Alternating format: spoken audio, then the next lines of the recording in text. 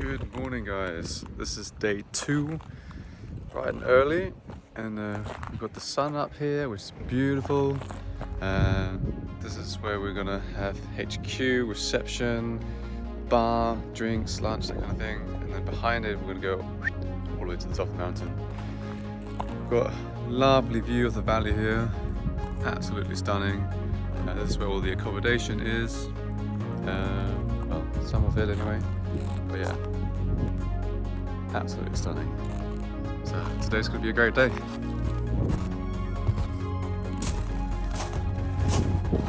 So this is where I've been sleeping, staying. We call them micro lodges. They're pretty sweet. Yeah, check it out. This is where the Bordeaux. 5. And then that mountain to your right there, the one that looks like a giant sort of molar or whatever, Yeah. is one of the most famous mountains in Britain. It's Buccleuch Moor. I think it translates to the circular name of the glen. What was it? The trees you see on the left there, that's the King's Hotel. A very old hotel, but it's had a recent expansion 5 years ago. Very controversial expansion. Is that where the king lives?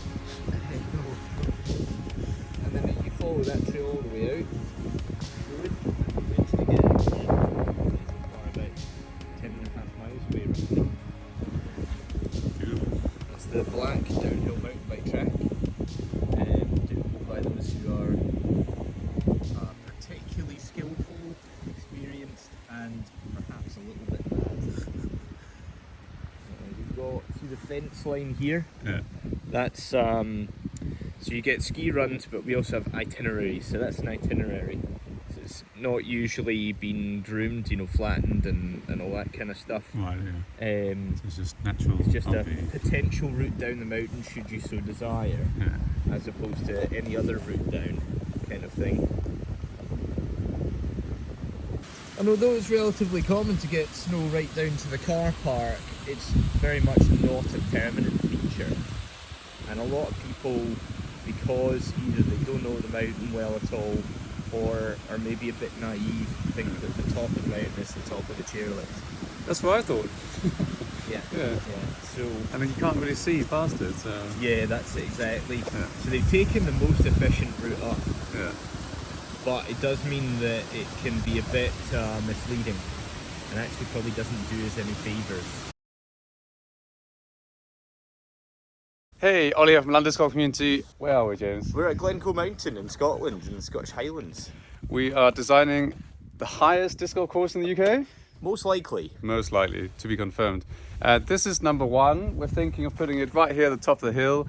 It goes all the way down. You've got fences both sides, and you've got to keep it down in the middle. And this is probably the longer layout, and then we're considering having shorter tees as well for beginners. But we're going to throw now for the first time and find out how it goes. I've got a driver disc. Yeah, what's this? Wang in the waterfall. James, you all right? Yeah. Just give me a minute. Hanging off the rock. Yeah, just shimmy it. Yeah, there's the disc. Got it. Show us how it's done, James. Show us how it's done. All right. Okay. Yeah. You'll be first up.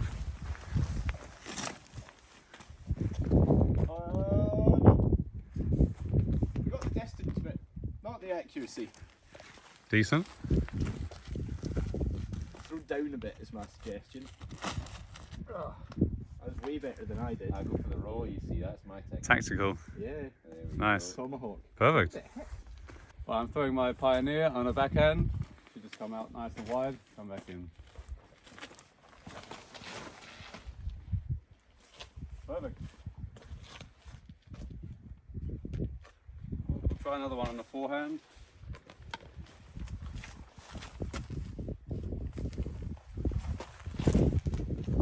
Wow.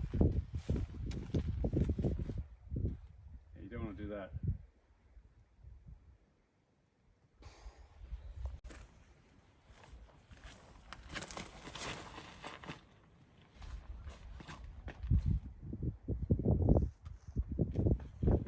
So we're finished with hole number 1. We're pretty happy with it, nice and easy.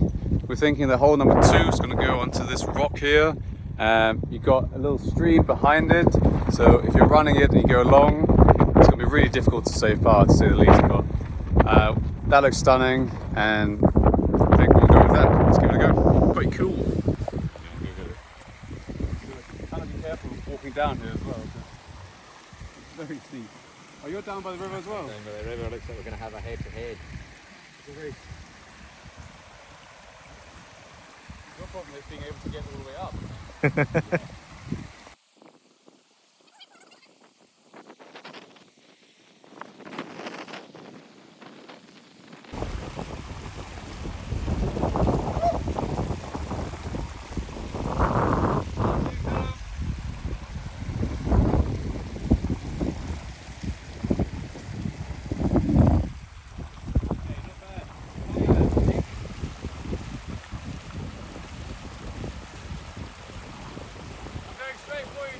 Okay.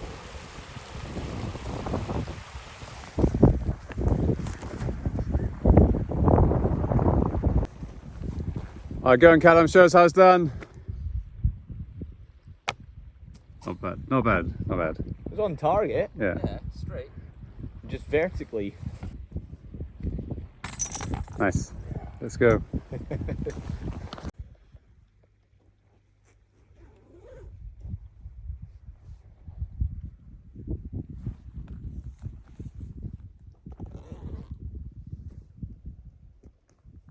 It is absolutely beautiful here, absolutely stunning. What a privilege to be here, and such a nice day. The sun's out, blue skies, barely any wind. You get a little bit of a gust here and there, but wow. We're just designing hole number 4 now, and it's going to be 500 feet uphill. I think you guys will like it. Alright, so this is hole number 4. We've got a nice flat area here. We're going to throw the Royal Arrive, max distance, all the way to the top of the hill. It's about 500 feet, so just full power. Let's see what I can do. Watch out, James, I don't want to hit you in the head.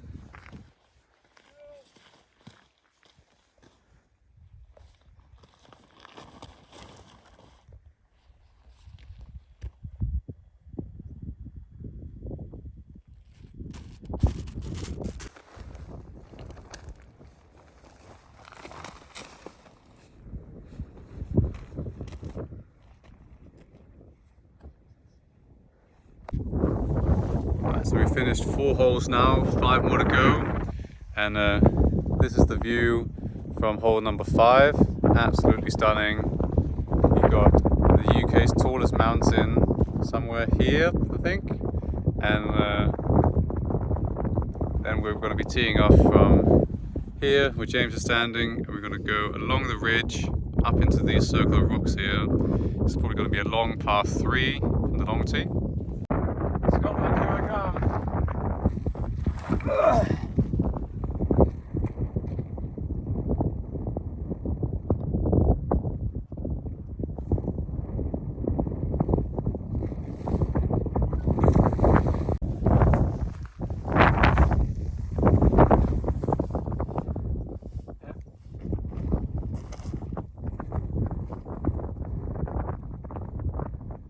Not that bad actually.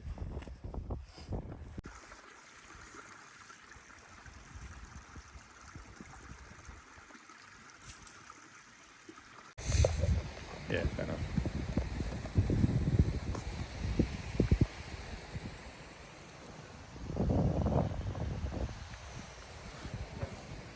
But yeah, maybe our teeing off point at the bottom, just to give people a taster basket, Yeah. or whatever you want to call it, taster hole. Could be, do you see from the top of the plastic ski slope, there's a sort of white line, That'd be perfect maybe right there. just there or something. That'd be great. Perhaps towards the trees or something. But that's past this, isn't it? Past the lift. Yeah, I mean, I'm open to suggestions. I would want it probably, well, you saw where we had it this morning. Everyone was like, oh, what's this? What's Yeah, this? What's yeah, this? yeah. You want it like right there so everyone sees it. Yeah, I follow. Everyone yeah. comes into the cafe, they see it. Yeah. Or have it next to the ski lift. No, you want it next to the ticket office because that's where people buy the tickets. And you or- can put those little discs out, Yeah, taster. yeah. So we just finished designing the 9 holes. I'm really happy with the course. It's stunning. I think there's 2 par 4s, about 500 feet. We measured everything in feet, but I'm going to convert it to meters. Yeah, I think it's really good. There's a couple things that need to be changing, which we'll do tomorrow. Yeah, overall, I'm really happy with the course. The guys are really nice. It's great to have their help and input as well. And tomorrow we're going to play the course, and yeah, we've got 2 layouts. We've got the short tees and the long tees. The short tees are about 120, 140 feet, something like that. So nice and easy for beginners. Keep in mind that there's high elevation, lots of wind, so short doesn't mean easy. And the long ones are, in my opinion, decent. I'm hoping to shoot under par, and be interesting to see what you guys think, and whether you think they're right hand friendly or backhand friendly, and too much elevation, or yeah, I'd love to hear what you guys think. Anyways, I'm gonna get ready now, and we're gonna go get some dinner, some food, and have a couple of drinks, obviously, and we'll catch you guys tomorrow. Bye. Good morning. We are on day number 3 here in Scotland. Pretty much finished designing the course. There's a few tweaks that I want to make to holes 7 and 8, and what's the other one? One other hole. And then we're going to play the course. The aim is that I'm going to play the long tees, and then James, I think his wife is coming, Katie as well, she's going to play, and Callum, and I think they're going to play from the short tees. So it'd be really helpful to get Katie's involvement and see what her skill level is, what she thinks of the short tees. Is it still too difficult? Is it too easy? How does it work in terms of walking from the basket to the next tee, that kind of thing. And yeah, so really looking forward to that. We've got the moon out this morning, absolutely stunning, beautiful. So far my impressions of the Scottish weather is just amazing, incredible. I've been told that it's not always like this, but this is all I've seen so far, just completely blue skies, and yeah, absolutely dream world right here. So far it's been an absolute pleasure to be here in Scotland, and I look forward to getting out to throwing some discs this morning. But first, gonna get some breakfast. Alright, we're on top of the world here in Scotland, and I'm gonna bomb one down there. We've got 2 walkers down there. I highly doubt I can throw that far, but let's give it a go.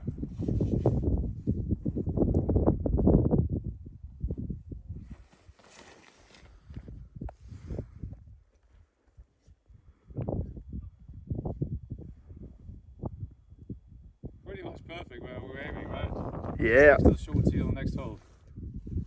Right, so I'm just on the ski lift here, on my way down the mountain, and yeah, just wanted to have a little chat about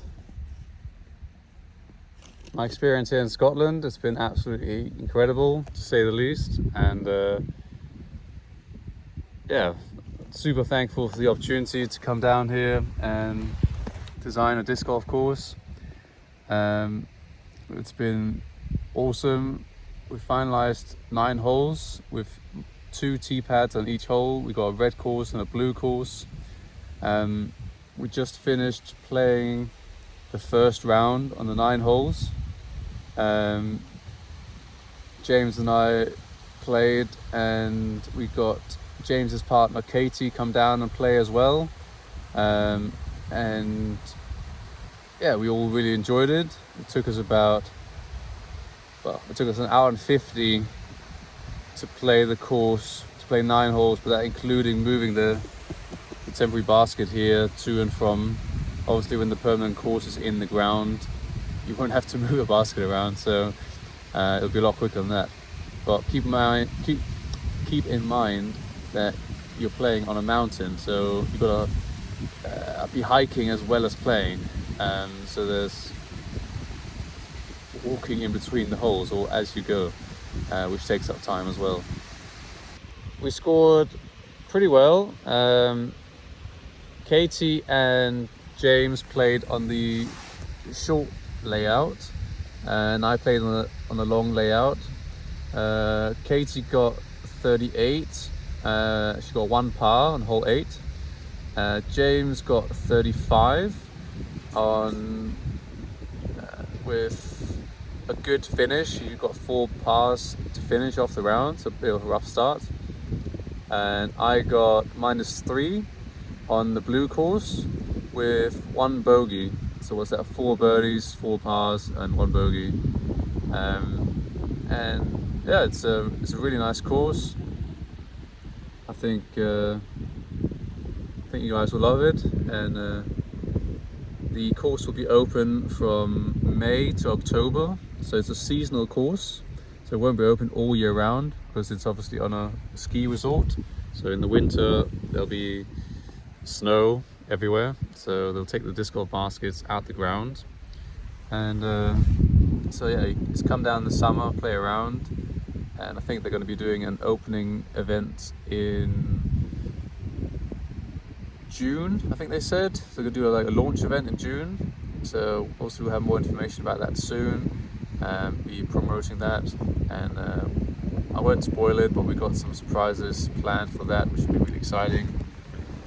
And yeah, check out this view here. Absolutely gorgeous.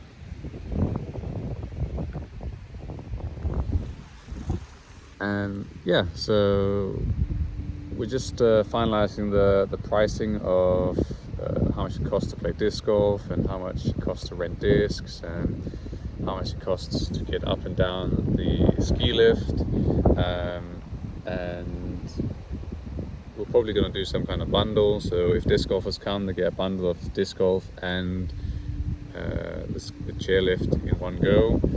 You can walk up for free if you want to, but it's probably 2 hours of a hike just to get all the way up. So I don't see many people hiking for 2 hours before they're going to play around disc golf. But I mean, if you really insist, then go for it. No one's going to stop you.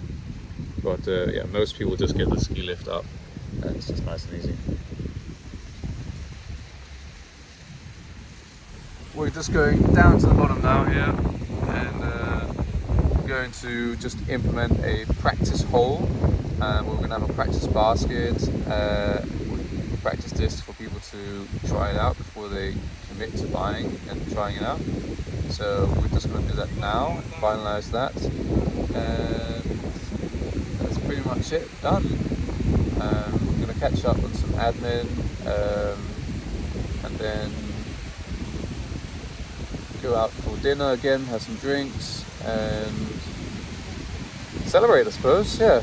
And then tomorrow first thing we're gonna go up and play around in the morning, and then I'm gonna head back to London. Maybe I'm gonna stop off in another disc golf course on the way back. We'll see how much time I have, but yeah, that's pretty much it. Tubing. So you basically walk up to the top of the hill here, and you slide down the slide. Cool, eh?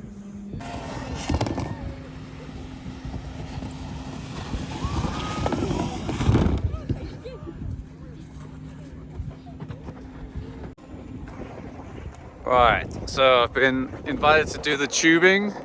So walking up this, basically you got to walk up to come down. So see how it goes.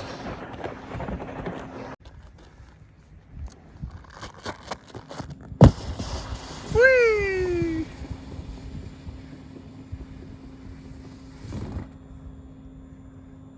That's how it's done. Right, chuck it in, bum in, shimmy forward. It's quite slippery actually.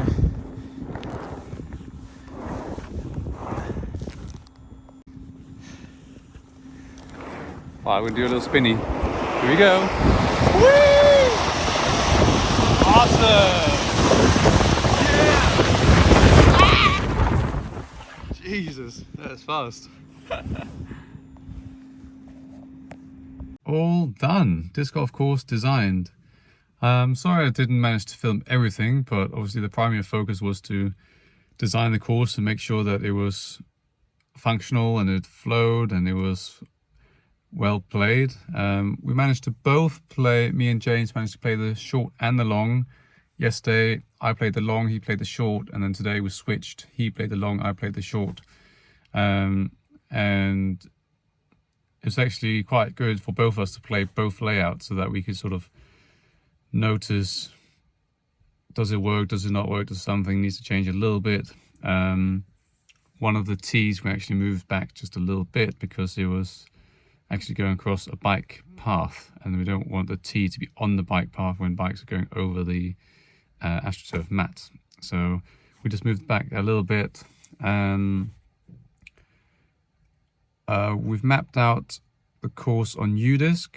Certainly the red course is done now, and the blue course I need to do probably tonight. So they might be done by the time this video comes out. You'll find that the red course is relatively short, but that's intentional so that it's beginner friendly. You've got families and kids go up there, and it's a bit of a trek really. It's a mountain, so it takes us probably an hour and a half to play 9 holes. And you might think, why is that? Well, you're hiking.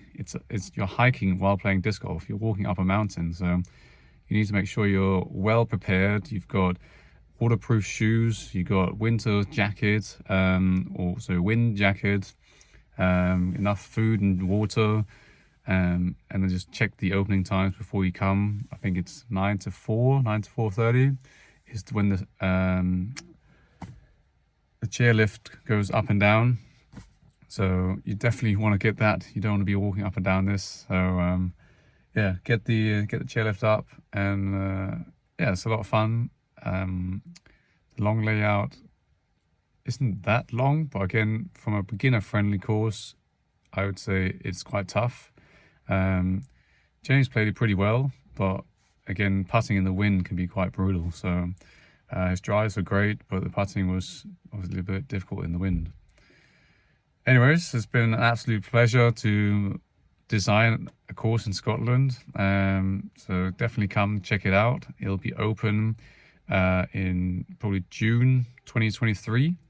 So we designed it all now. We're gonna get obviously it's a ski and snowboarding center, so we're coming into the beginning of the season for ski and snowboarding. So we've got the course all mapped out, done. So once the ski season finishes, end of April, beginning of May, then they're gonna install the disc golf course straight away and then be ready to open. So really exciting, and I hope definitely to be back here one day and get to play it again with the permanent baskets. So really looking forward to that. Anyways, I'm going back to London now.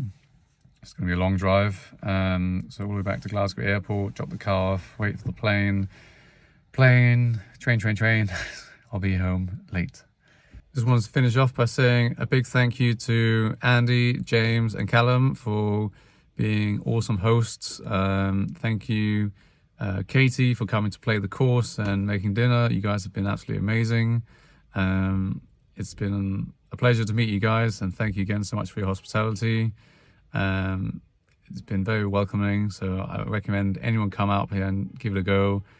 You got any questions, they're always here to help. And yeah, I would definitely recommend coming and checking out Glencoe Mountain Resort.